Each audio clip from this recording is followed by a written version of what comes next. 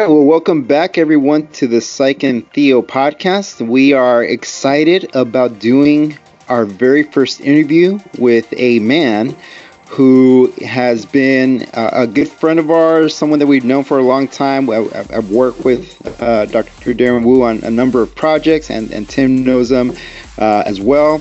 Tim's going to give a background of Dr. Wu. But we want to welcome Dr. Wu to the podcast, and we're excited that you're here with us. Thank you. Good to be a part of this. Absolutely. We're really looking forward to it, talking about the topic of alphas and betas and all this modern culture, talk about what manhood should be like. And hopefully you guys enjoy this conversation.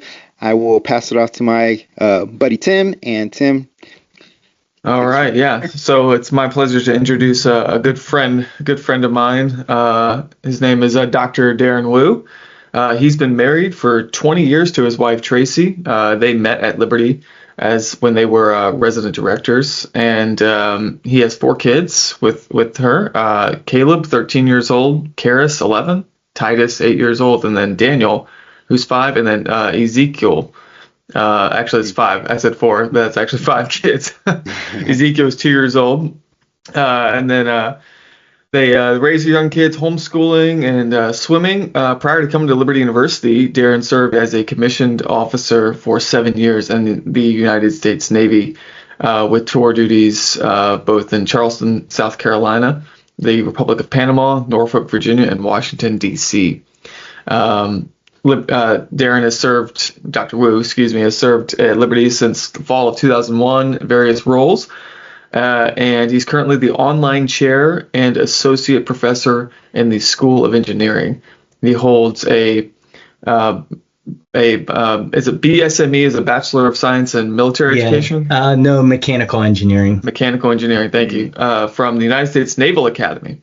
And then he also holds a Master of Arts in Religion from Liberty Baptist Theological Seminary and an EDD from Liberty University as well. So Dr. Darren Wu, illustrious credentialed career, welcome to the show. Thank you. And Darren, I will say I've had many years of experience with Dr. Wu, both as a grad assistant. I was working in the same office that you were in the Christian Service Office at Liberty, but before that, I was a student when you were the dean of students, and you were feared, very feared. Yeah. Well, we can get into that later. My detoxing years, as I refer to it. Yeah. All right. Well, let's get into it then. So let's tell the audience a little bit about your upbringing, and then how you became a follower of Christ, and then we'll kind of flow from that into your military career and other things. Sure. So I am, I guess, referred to as kind of Generation 1.5. My parents immigrated over here to the United States from Taiwan. So ethnically, I am Chinese, but I guess politically, it is not a communist nation. So ethnically Chinese, politically from Taiwan. They immigrated over here when I was only 8 months old. So even though I'm first generation Chinese, I'm not really first generation, as most of my adult life was lived out here in the United States. Some of the rougher years of my life were probably the early years of my life. So when I immigrated over here, the first language I learned and the first language I was influenced by was Mandarin Chinese. That's all my parents spoke in the home. And so really that's all I knew before entering the American school system. And back then, so this is the early 70s into probably, late 70s, early 80s. Things like ESL didn't exist. Special support for students didn't exist. I was raised in Knoxville, Tennessee, so it's deep south in the 70s. And as you can imagine, a Chinese kid not knowing English showing up in the early 70s in the South was probably not a very popular kid. I don't have a lot of memories back then, and it's probably because of all the traumatic experiences back then, as like showing up in a public school system not knowing any English. And so that's kind of early upbringing.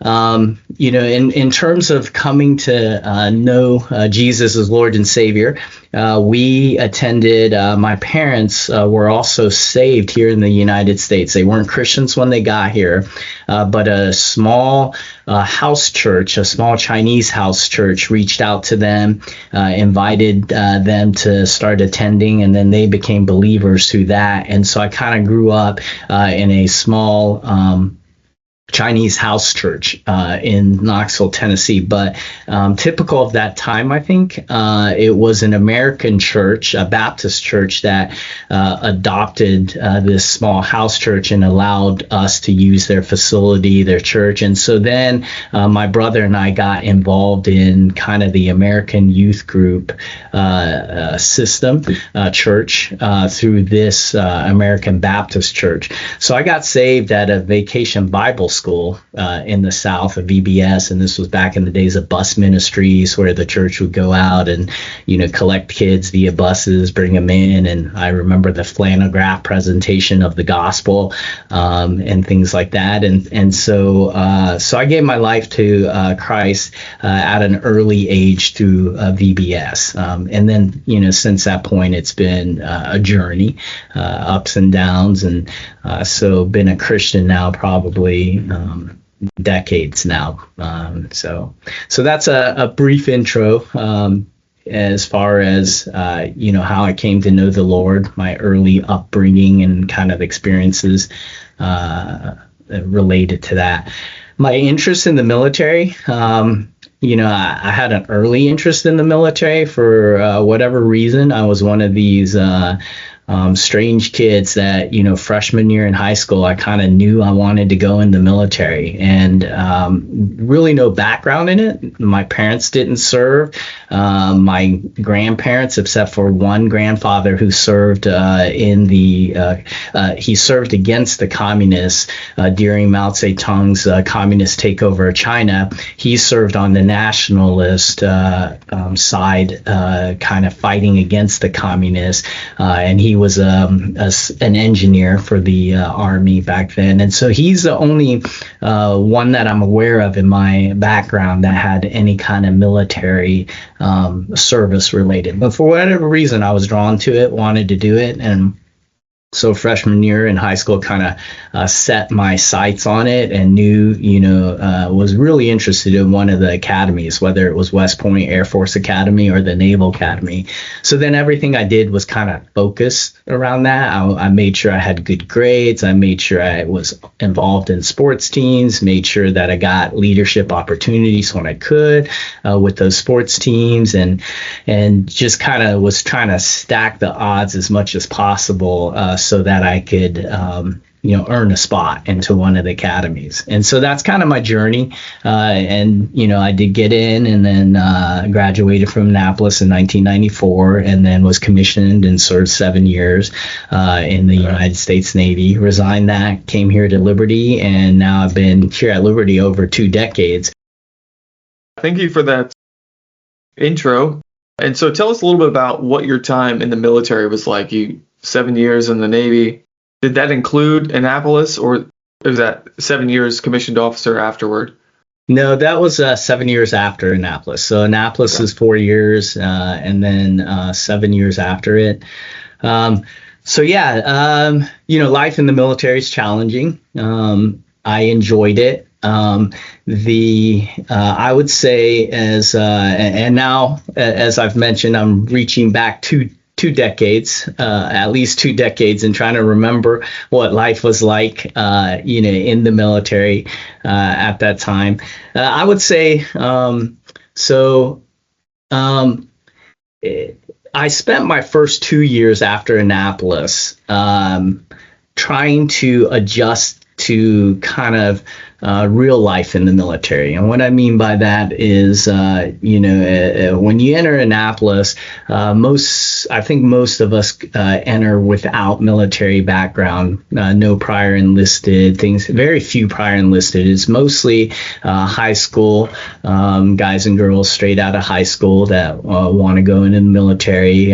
So kind of a civilian to military transition, and then you enter Annapolis, and it's true what you hear about it. And I always say, it's not a great place to be, but a great place to be from. And so it's pretty intense 4 years there of really breaking someone down and remolding them into what the military needs. And specifically, the academies are designed for combat officers. Out of Annapolis, West Point, and Air Force Academy, you enter. You have to have a clean medical bill of health to get in. If something happens while you're there and you can't commission in a warfighting community, then you're allowed to do like chaplain corps or medical services, things like that. But for the most part, you're not allowed to select something like that upon graduation. The mission of the academies is to prepare warfighters, right? And so they break you down, they remold you, you learn a whole lot of things, and you learn the military culture, and then you commission. And then and here's where it kind of transitions into, I feel like my first 2 years out of the military, I spent trying to, frankly and transparently, not be so arrogant and prideful. Like it's one thing to get into that academies is really difficult. I think the numbers are still around maybe 15,000 students want to go every year for 1,000 spots. So it's highly selective. And then once you get in, they make it pretty difficult to certainly that first summer and that first year to make it through. They want to weed out who can't make it through and isn't a good fit for the military, etc. And then you survive 4 years of it, and then so because of that, you come out kind of with a chip on your shoulder, feeling like you're a notch above everyone else around you. And then you hit the service and you have enlisted folks that work for you, right? And you have senior enlisted folks, senior chiefs, master chiefs of the navies, guys that have been serving in the real military for 20 plus years. And here comes this new junior officer with 2 days under his belt. And he knows it all because he's from Annapolis, right? And so that doesn't go well in the fleet when you have senior chiefs and master chiefs and 20 years of life experience and really leading sailors. And then you have a college kid that, sure, he's from Annapolis, but, he's a college. And so my first year, there was some hard lessons to learn in learning humility, right? And learning to work with the folks around you that have been in much longer than you have. So that's kind of my first 2 years. And then my next tour was I was transitioning because my degree was mechanical engineering. And as I said, in the military and out of the academies, engineers, doctors, lawyers, those are considered staff corps and not warfighters. So you can't do that out of the academy unless you have a physical or medical something that happened that prevented you from commissioning as in a warfighting community. But I wanted I kind of wanted to serve in the Civil Engineer Corps. My background was mechanical engineering.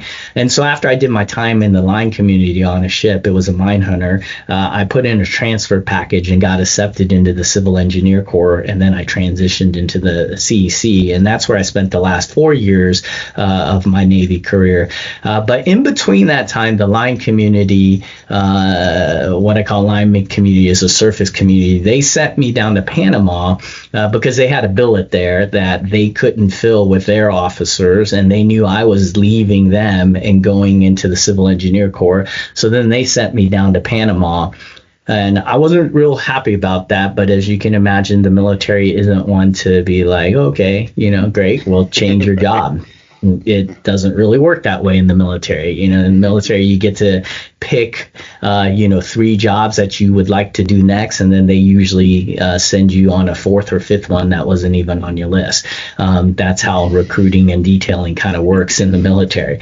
So I ended up in Panama, but it ended up being one of my best tours. I ended up down there in a joint tour serving under an Air Force colonel, but serving with the Army, Navy, Air Force, Customs, DEA. I was working a counter narcotics job down there. Let me ask, what years was this when you were So that probably would have been late 90s. So probably and that was post Noriega. So in Panama, the U.S. had just deposed of Noriega. And so it was still kind of like a hot zone down there. There were parts of the city that you definitely stayed out of unless you went with, a larger number of military into that section of town. That was a time period of that tour. But I thoroughly enjoyed that tour. I was a JO at the time. A lot of more senior officers took me under their wing and kind of mentored me and helped guide me in my job. And we were very understaffed down there. But a mission that was very worthwhile. Basically, U.S. Sync South is responsible for all the drug interdiction that comes from South America through the Caribbean. And as you can imagine, that's a lot of action because you've got a lot of countries down there that are the source countries for all the illegal drugs that are coming into the U.S. And U.S. Sync South is in charge of fighting that battle. And so that's what I did. For about a year and a half down there, everyone was united, around the mission, Christians, non-Christians. And so that was a very enjoyable, challenging tour. And then the last 4 years after I transferred over to the Civil Engineer Corps, I then started doing, engineering, public works, construction management, that kind of professional job while in the Navy. So that's a real short synopsis of my military background. All right, thanks for sharing that. So before we get to the civilian life and the detox or deprogram, as you call it, what would be, we're talking about manhood in this episode. What would be some values or disciplines that you learned while you were in the military that stuck with you today, just about manhood, the concept of what it means to be a man living in this world? Sure. So I'll probably start with some, good ones, and then there's certainly some bad ones that fortunately I didn't learn, but you're exposed to inside of the military. But good ones are discipline, a real strong sense of discipline, commitment, work ethic, camaraderie. Like I say a lot of, and I still say a lot of times now, that I wish churches would function as much in unity as a lot of military units do.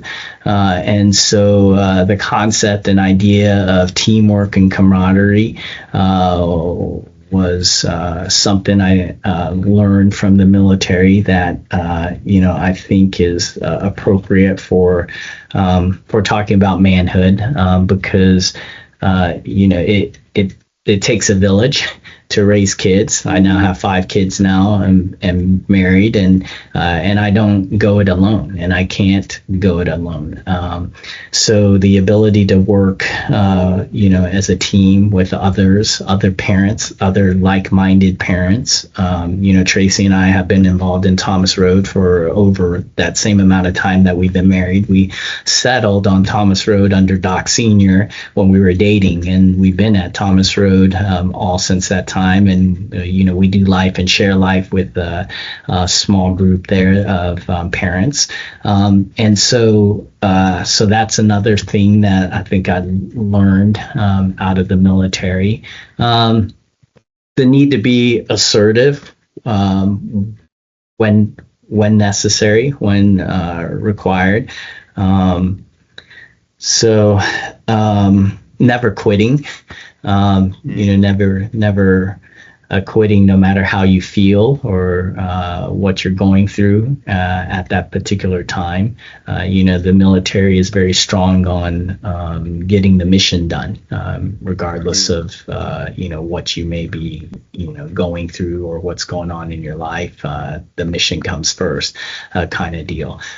So yeah, off the top of my head. I have a quick question for you, Dr. Wu. Sure.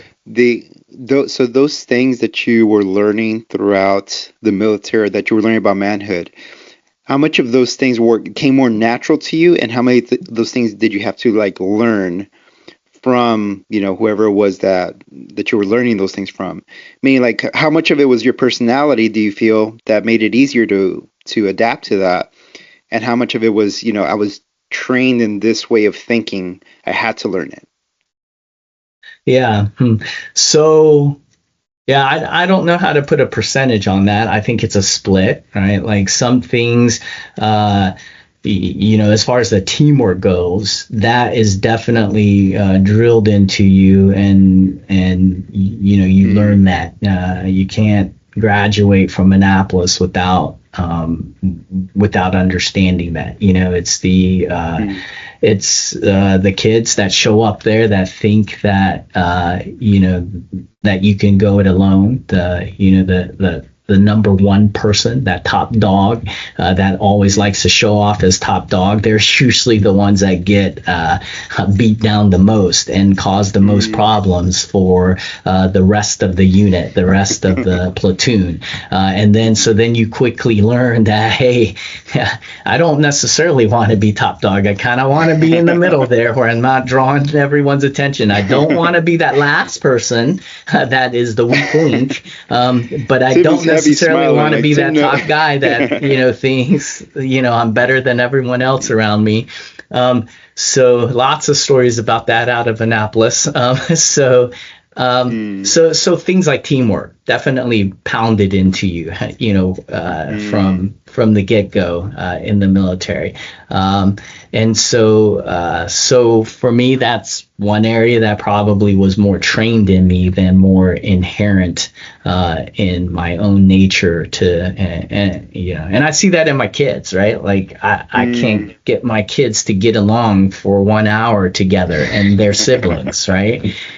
So that's good. Darren, it's funny you should mention that, not wanting to stand out. That's the same as principle in the Army as well. When I went through basic training, it's like the guys that wanted to stand out, they wanted to be in charge of everyone, they got beat down the quickest by the drill sergeants. Yeah, so you didn't want to be first and you didn't want to be last. You just wanted to stay right in the middle. And that's I was like, that was my goal the whole time when I was going through my trainings. Stay in the middle and blend in. Yeah. Well, cool. Yeah, that's a good question, Sam. So, as we transition now from military to civilian life, Darren, you mentioned this as your period of deprogramming. When I was, now I wasn't full time. I was in the National Guard 6 years, so I went through Army basic training and AIT school, and then was 6 years here in Virginia. What I noticed about the military was that there's this culture of sort of looking down on civilian life. Yes. And so, but then what I noticed is that guys, when they would come out of the military and they would get back into civilian life, it was sort of hard for them to transition back. I think reservists don't have as hard of a time with that because we have to live double lives. We get made fun of as the weekend warriors. I get it. Yes, right. But it's not as hard transitioning back, into normal civilian life as it would be active duty. So tell us about your time when you left the military. Did you come straight to Liberty University? Was that your first job outside of the military? Yes, it was. And I resigned my commission because I felt like the Lord was leading me into ministry. I'd gotten involved in serving in a youth group in Washington, D.C., and with some LU alum that were embedded in the pastoral staff there. And so I fell in love with the work of the ministry, the Lord, and felt like God was leading me to resign my commission and come here to Liberty. And so that's how so it was my first non-military exposure, and what I call my detox deprogramming years. And so my last day of active duty was actually September 7th, so a couple days before 9/11. And so that had a lot of mixed emotions because, I was still in my mindset, very much military, and it was a hard decision. It wasn't an easy decision because, at that time I had an admiral in the CC, and the CC is not like the rest of the Navy. We're a very small community, and there are like maybe 5 flag officers, so 5 admirals at a total in this, and one of them had already been watching out for my career in Washington, D.C., and had my next duty station, one of the battalions. I was supposed to go down and be a company officer to lead one of the battalions, the NMCB's Naval Mobile Construction Battalion. And so he had already started watching out for my career to make sure I would have the right jobs and keep promoting in the military. And so it was a difficult decision to give up my career in the military and to come here to Liberty. And then 9/11 happened, and so then I had these mixed emotions of like, am I doing the right thing, or should I stay? Or should I have stayed in the military, etc. And so that was the time period that I got here to Liberty. In terms of detoxing, Tim, you're absolutely right. And you think of yourself as different than a civilian, and really transparently, kind of like that same transition from Annapolis to the regular service, the transition from the military to the civilian was kind of the same way. And the civilian way of doing things is crazy. Why do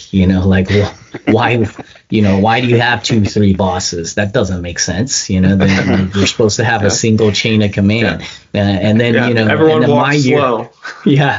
And then, my years, here at Liberty, and this was back in the day when Liberty still had guys had to have short hairs, had to be, your hair had to be off your ear. I think when I first got here, shirts had to be tucked in. You couldn't wear jeans, rules like that, right? Where when I got here to Liberty, but, from a mindset of the military, I was like, these aren't rules. Are you kidding me? Right? In the military mindset, we have rules. We have rules. We have regulations. We have tons of rules and regulations. So this Liberty Way thing, really, those aren't really rules, kind of deal. And so it took some adjusting to a college student at a Christian university. Those are strict rules. They are kind of hard for them versus someone, who has 7 years, came out of Annapolis, active duty, and, is like, all right, these really aren't rules. So, it's sort of meeting of the extremes where you're coming from military life, where there's all kinds of rules and regulations, around just the base and how you carry yourself as you walk around. If you're living on base, your barracks or housing units and everything. There's rules for everything in the military. Yes. But then you have guys that are coming into college who, if they've lived their whole life as a civilian, and maybe they just don't have any discipline whatsoever. There's been no rules around their life other than get up and get yourself to high school, right? And then find your way back home. Yeah. But their life is Absolutely. full of maybe video games or hanging out with friends. Maybe they don't have a curfew, and so then they come to Liberty, and there's a dress code, there's a curfew that's I don't know what it is now, midnight or something, but all these kind of basic rules that help the university keep everyone safe, so the students don't actually hurt themselves. and just help, keep the university campus kind of clean and organized. And yeah, some guys just really struggle with that. So you're meeting in the middle. Personally, I came from, I hadn't been in the military at that point, but I had to grow up pretty quick. And so I was working, working as a teenager full time, to kind of help pay the bills at my own house, and so I had to have my own structure and rules in place. And so when I came to Liberty, and I quickly became an RA on the halls, the sets of rules that we had were like nothing, compared to what the discipline I had to use in my own personal life. And so I kind of, not to your extent, I'm not trying to, but I struggled as well, like understanding, like, why can't you get up and go to your class? Why are you sleeping in? It's time for convocation. Get up. Right. Yeah. So what changes did you guys make to adjust? Say that again. I said, so what changes did you guys need to make to adjust to like understand that, they didn't have the same background as you guys did, but you still needed to apply the rules for them to grow into them as adults? That's a great question for Dr. Wu. Yeah. Yeah. I think for me, I would say time. It took me a while. It took time to settle back into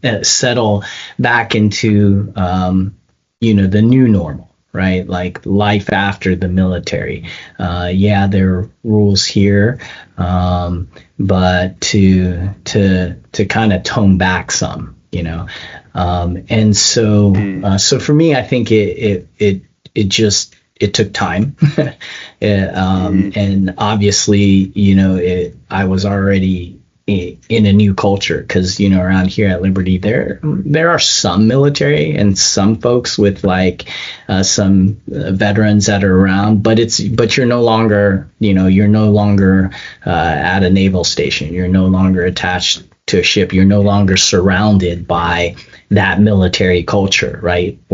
Now you're in a civilian culture, you're on a Christian college campus, and you're in that new environment where you're no longer around that military culture.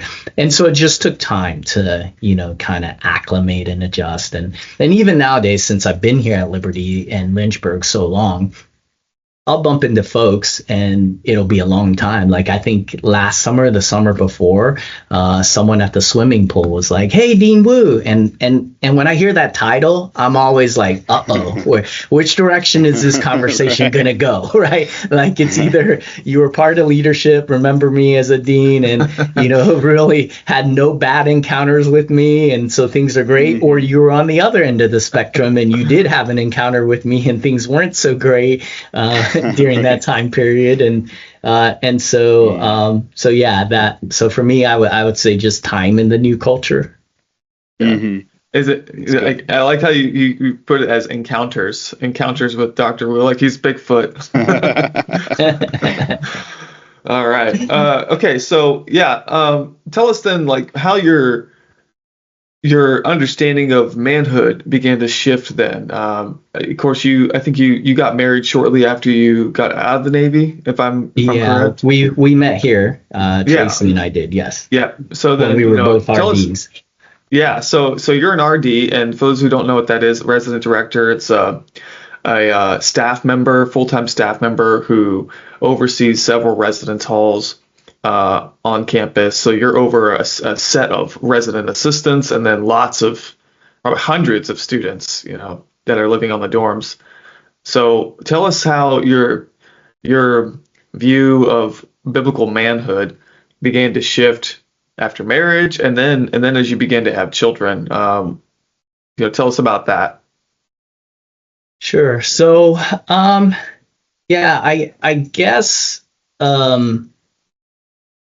And this probably will lead a little bit more into discussions a little later about, alpha and alpha male, etc. So I think some of the biggest changes for me is, prior to marrying Tracy and having kids, the idea of manhood would be something more of like,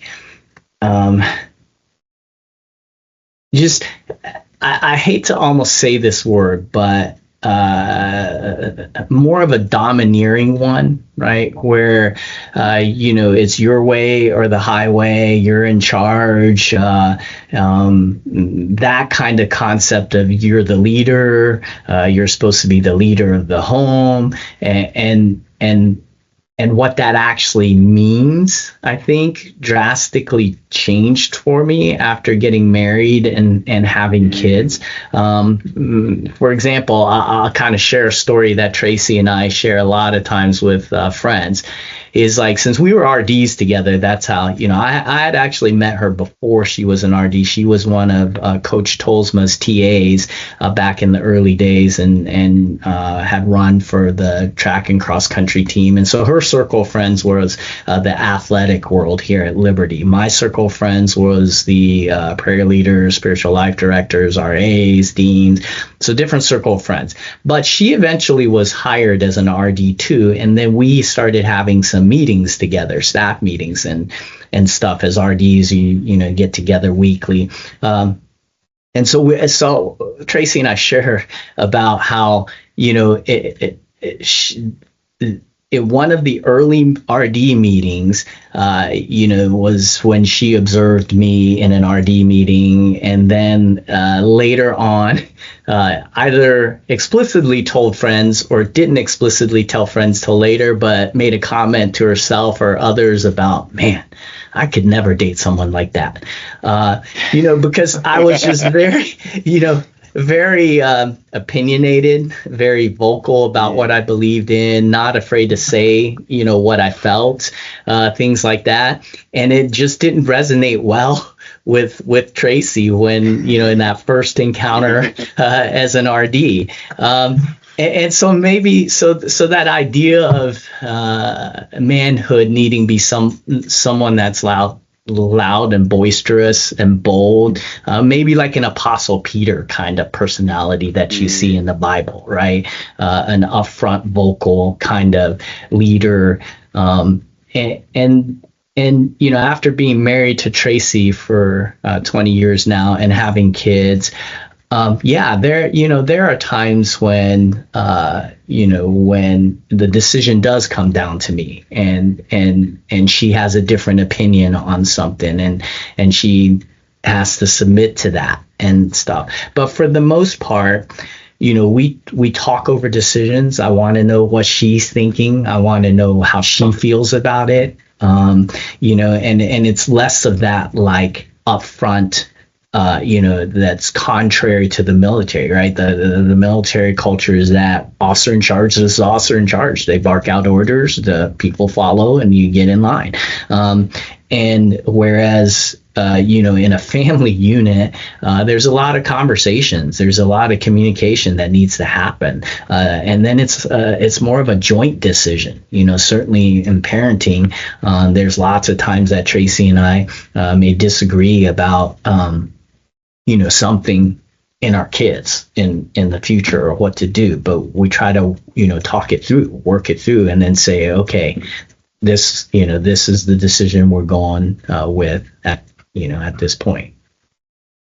That's good. Thank you. So what kind of life lessons or values then are you trying to teach your boys and your daughter to instill in them? Yeah. So I chuckle because I have one daughter, which I'm thankful for because I think that means I only have to pay for one wedding, whereas I have 4 boys. So I think I'm financially better off that way. So I have 4 boys, 1 girl.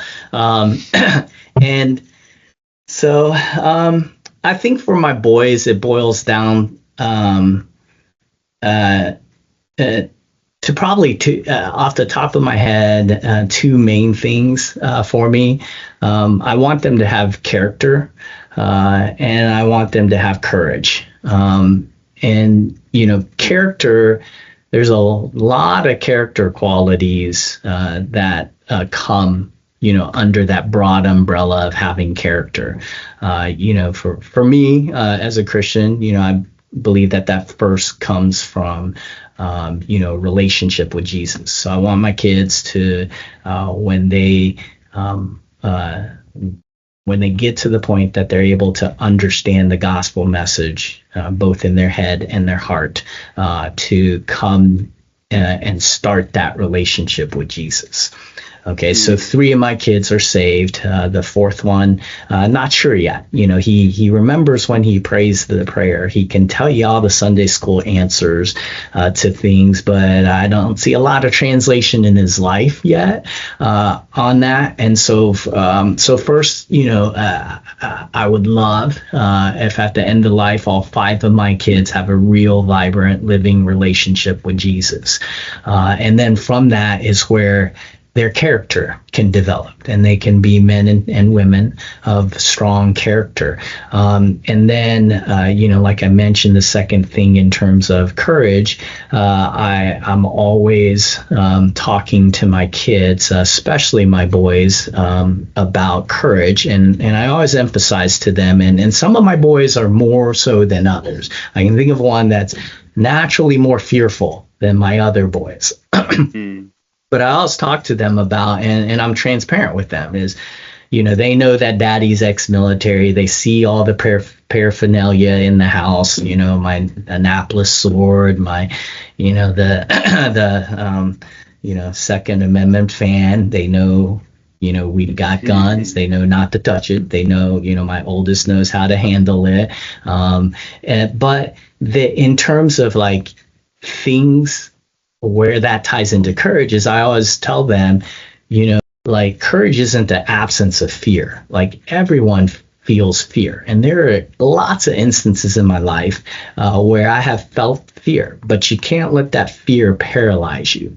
You have to be able to act in spite of that fear. You have to be able to do the right thing, or what you feel like is the right thing, and engage it in spite of that fear that you're feeling at that moment. And I think sports is an excellent arena for my kids to learn that. 3 of my kids are now involved, and now the 4th are involved in swimming. We're a swimming family. I could tell you how we got involved. Neither Tracy or I have swim in our background. She's a runner. I was a lifter and a gymnast. But we grew up around the water, like taking kids to the swimming pool, to the beach. And then my oldest showed some talent in there. So then we started him in summer swim. And then he became part of the year-round swim team, and then did pretty good and is doing good. And so on and so forth. The younger siblings have followed in his footsteps. And so we're a swim family. But they learn a lot of, they get to apply that, even the son that I mentioned is a little bit more fearful than the others. He's just now starting swim. And so for his first swim meet in the summer, we arrived at the pool. It was time to do warm-ups, and he's standing behind the block crying. And I'm like, oh man, this is not sitting well. Like, to me, who's, a veteran, 11 years of service, you don't sit behind the block and cry. Like, none of my other kids are crying there. So I let mom kind of step in first, do what she needs to. But he eventually jumped in the water and started swimming. And then, when it was time for his first actual race after warm-ups, his 2 older brothers who are swimmers, got behind him, and it was pre-staged. We kind of knew if anyone was going to back out, it was going to be this son of mine. And so I wanted to make sure my other 2 boys were right behind him to kind of encourage him to go. And he did, with some help of my 13-year-old. When the starter sounded off, Daniel was still standing on the block, but my 13-year-old just kind of pushed him on the shoulder into the water. And that was the little nudge he needed. Got in the water, then he started swimming and went. But then after the meet, he couldn't stop talking about swimming and how excited he was. And so then it was it was an object lesson. It was a lesson to debrief with him and talk to Daniel and be like, look, Daniel, like, you almost let fear stop you for trying something new. And now look how excited you are about it. And if you had given in to that feeling of fear and not attempted it, you wouldn't be here. Like you wouldn't have accomplished what you did, and you wouldn't be like involved and excited about it like you are now. And I said, that's life. All of life, you're going to have opportunities where you're faced with fear, and you have to decide that no, courage is acting in spite of that fear and not missing out on things by not giving in to fear. So those, I think those are two of the biggest things that I want my boys and my daughter to learn is character and courage. Awesome. All right. That's a good story. Good life lesson.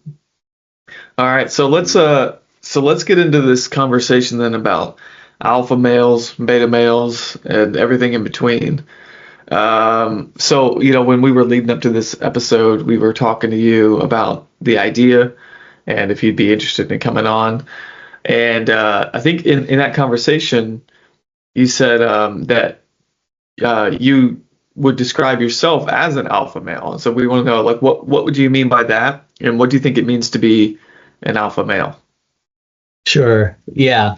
Because I think when we had that discussion, we were talking about kind of from your perspective, debunking the myth of an alpha male, beta male. And I had honestly not even heard the beta male term, or now, aware that there's 6 terms out there associated with this. It's evolving fast. Yeah. And so, for me, it's really important then to define, what are we talking about when we use that term, alpha male, right? So when I use that term alpha male and have referred to myself as an alpha, and it's certainly not all the time. I don't walk around, referencing alpha male. It's probably a handful of times in 20 years that I've referred to myself as an alpha kind of deal. And I think that term comes from at least my, because as mentioned, my background's engineering. It's not psychology or sociology or zoology. But I think that term comes from pack animals, dogs, wolves, and there's always an alpha in the pack. And so that kind of aligns with the military chain of command, right? Always one leader, one upfront leader. And so you can associate a lot of traits, I think, with alpha. But, when I use that term, I'm referring to, probably from a leader perspective, right? And so it's more from a paradigm of leadership and not a relationship. So I think of someone that's independent, that's probably high performing, someone that's assertive. And there's some bad traits that I would transparently say I probably associate with an alpha male. Like I mentioned in Tracy and I's story, alpha males are probably opinionated. We probably say what we think when we want to say it and practice very little self-control. We can probably be aggressive, right? Assertiveness can become aggressiveness really quickly, and aggressiveness is not appropriate in every environment. So you can probably see those traits even as a swim dad, right? In me, like, when I'm at swim meets, my kids know I'm at swim meets. I have no problem yelling at them and screaming at them from the stands and rooting for them, and so assertiveness. Some bad traits of an alpha male, probably we can be domineering. We can probably be impatient. We have high expectations of ourselves as well as others. And I see that in my expectations of, I said my kids are involved in swim. My oldest is 13. My daughter's involved. She's 11, turning 12. And my son Titus, he's involved. He's at the top of his age bracket at 8 years old. And now Daniel, my 5-year-old's involved. Well, Titus is actually really talented and gifted in swim. And so I have to catch myself. Like with him, I have such high expectations of him. Like, he goes into a race, I expect you to win every single race, like against every opponent that you're against. And that can be dangerous, I think. He's so young that we need him to stay interested in the sport, not to feel bad when he loses a race, not to get down on himself, not to be unmotivated, disinterested, because he really does have a lot of talent in it. So not trying not to be too demanding, but I think alpha males, a trait is we tend to be demanding. We tend to be domineering. We're that kind of upfront, take charge kind of person, and don't tend to like to. We're not very passive. We don't really let things roll off our back that much. We kind of want to critique everything and fix everything and be efficient at everything. All right. So I like how you said you described this as more, it's a leadership style more than a relational style.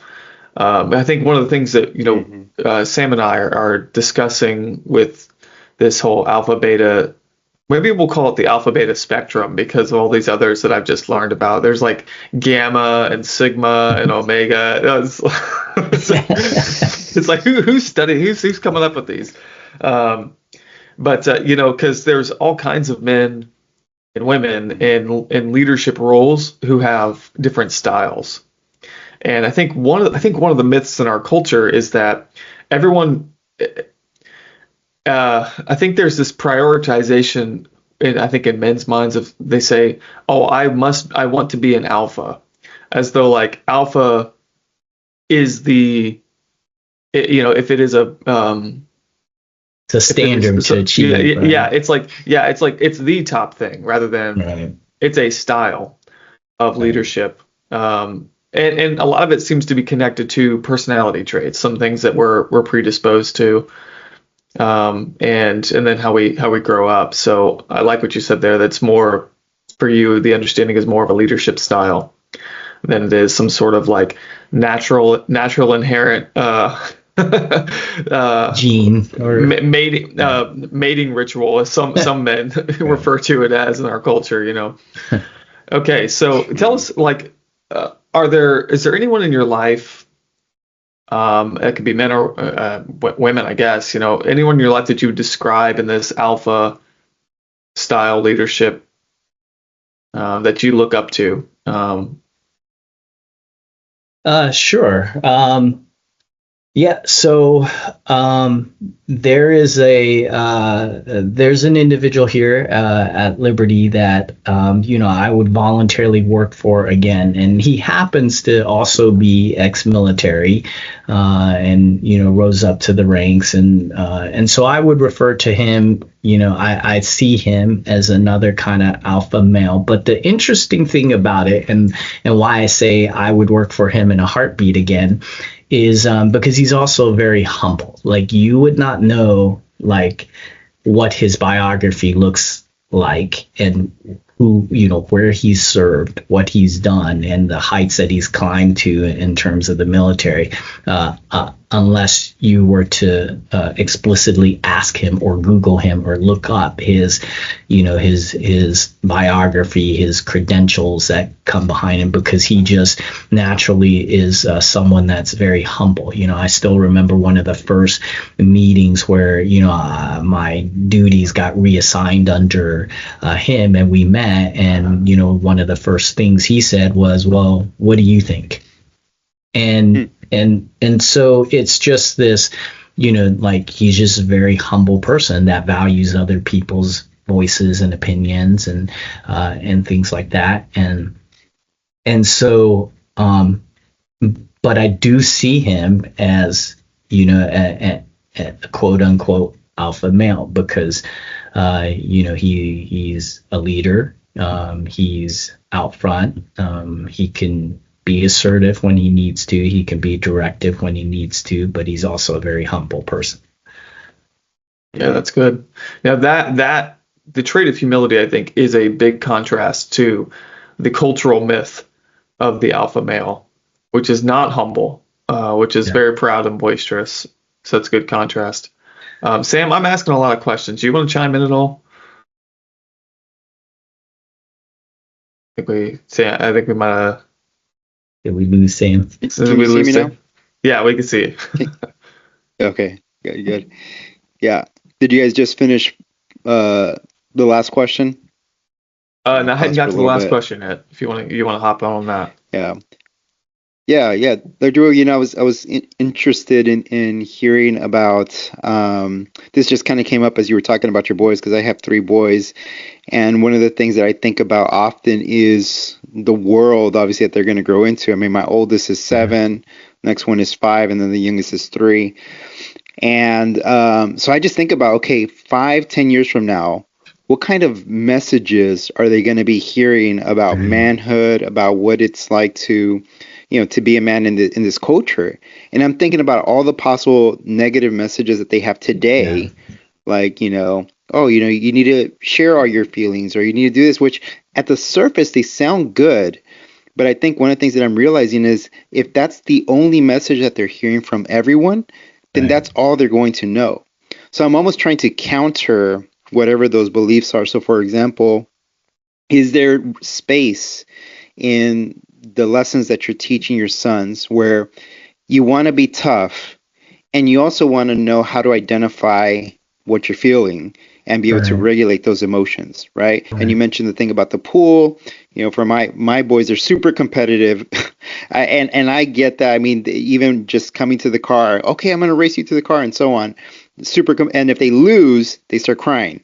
So it's kind of like teaching them these different lessons, that there's a good space to be competitive, but that also, when you lose, okay, what do you do with that? And how do you feel? So what are some messages that you're maybe hearing from other people, maybe from other parents, or the culture in general, that maybe counter or go against what you naturally believe? So, for example, one for me is feel all your emotions, or share all your feelings. I don't think that that's actually good for boys to share this. So you have to have some space, 1 person, 2, maybe 3, that are safe people that you can share with them, that they just try to understand. Obviously, I'm going to be one of them. I only myself men who you can turn to and you can look up to, right? So what are some things that you're hearing? Sam, you broke up a little bit. Can you ask your question? Maybe just abbreviate it and just ask your question again. Yeah, I think you broke up a little bit. Yeah, he did, but I think I got the gist of it. Okay. Okay. For me, I would say the attack is even more, from culture, is even more explicit than the traits or or I'll call them symptoms that. In like, hey, you should feel free to share all your emotions. So, for me, I think we just had this conversation in the car on the way to church yesterday about, I said to my kids, I said, look, decades ago, the attack from culture on Christianity had to do with marriage. One man, one woman. That was the definition of marriage, and still is the definition of marriage in Genesis. And I said, we lost that battle here in the American culture, decades ago. And now the attack is even more base level than that. I said, now what's being attacked is gender itself. In Genesis, God created man, he created woman. And now the attack is on that very construct and concept. So the attack no longer is on the issue of marriage. It's on what we're talking about here. Gender is a construct. What's the point of manhood if there's no such thing as a man or a woman, or there's choice, or there's neither, or and then and what I always and what I did yesterday with my boys too is, here's the problem with Scripture is it doesn't align with Scripture. As a Christian, if you say you're a Christian and the basis of your morality is God's word, this is what God's word says about this contemporary issue. Now, that doesn't mean that you go around hating people, right? I always bring them back to everybody is created in the image of God, okay? Whether they believe that or don't believe that, they have inherent worth because they are made in the image of God. Now, you don't have to, and you should not, align with what they believe or their value systems, and your value system should be based on God's word and what it says on this contemporary issue, right? And so for me, I think that's one thing that's explicitly already under attack, that my kids are going to have to face. You guys probably relate to this, like, we didn't have to worry about bathrooms growing up. Like, there's two types of bathrooms. Now my kids have to be taught, growing up, which bathroom to go into, and what isn't okay, and we had, and what isn't okay in terms of like, genders entering bathrooms of, that's not designated for the gender, issues like that. I have to now coach my kids up on. We didn't have to be coached up on that growing up, right? And so those are some of the issues that I think are explicitly under attack. In terms of symptoms and things like that, as I knew we were going to have this conversation about this topic, I guess what kept coming back to my mind is the fruit of the Spirit. Is love, joy, peace, patience, kindness, goodness, meekness, self-control. Above all there are no laws concerning these, right? And so I keep coming back to those traits, those fruits of the Spirit that we're supposed to exhibit as Christians. And as you said earlier about other things that don't align with the alpha male concept, I don't think those fruits also, that fruit aligns very well with the alpha male concept either, because there's not a lot of that, aggressiveness, assertiveness. It's love, peace, patience, kindness, goodness, meekness, self-control. That's what's described in Scripture, and how that translates. And I'm certainly not perfect in it, but I had a recent illustration that I hope my kids are not just hearing me, but they're actually seeing it in my life is, when it comes to our kids and being sick, Tracy, she is a early to bed, and she needs her sleep to operate well. As mentioned, she homeschools 5 kids. Her life is crazy compared to mine. I get to come, into work in a quiet office with my monitor, my screen, and handle issues as they come. She's at home with 5 kids ranging from age 2 to 13, 4 males and 1 female. And so she needs her sleep. And so, when our kids get sick, and so this just happened a few days ago, Ezekiel, our 2-year-old, caught something. He was running a fever. He was puking. But it was me that wakes up when he cries in the middle of the night, and I go into the nursery. I rock him in the chair. He pukes over me. I go try to clean that up. The second night, I brought him in bed with me because I didn't want to keep walking into the nursery. So I had him in bed with me, and I told Tracy, you go sleep in Karis's room. There's and we have fortunately we have a house large enough with multiple rooms. And so I sent her and said, you go sleep there. I will have Zeke in bed with us in our bed. And that way I can keep tabs on him. I'm a late sleeper anyways. When our kids get sick, I get worried. I can keep tabs on his temperature. I take it, and when he wakes up and, he's whether it's the fever or freaking out because it's a different room, I calm them down and get them to go back to bed. So my family knows and my kids know that it's when someone gets sick, it's usually daddy that sleeps with them, not mom, right? And so I think that also doesn't fit the concept of an alpha male, right? Like that's not, I don't think that's a role of an alpha male, right? To be awake at night or have the little ones in bed with them. That's something that I think you would stereotype as, oh, that's the wife's role, or, that's, somebody else's role. But I think that is, that exhibits more the fruit of the spirit in, love, in kindness, in, the nurturing side of being a parent, the nurturing side of being a dad, that is needed, right? So,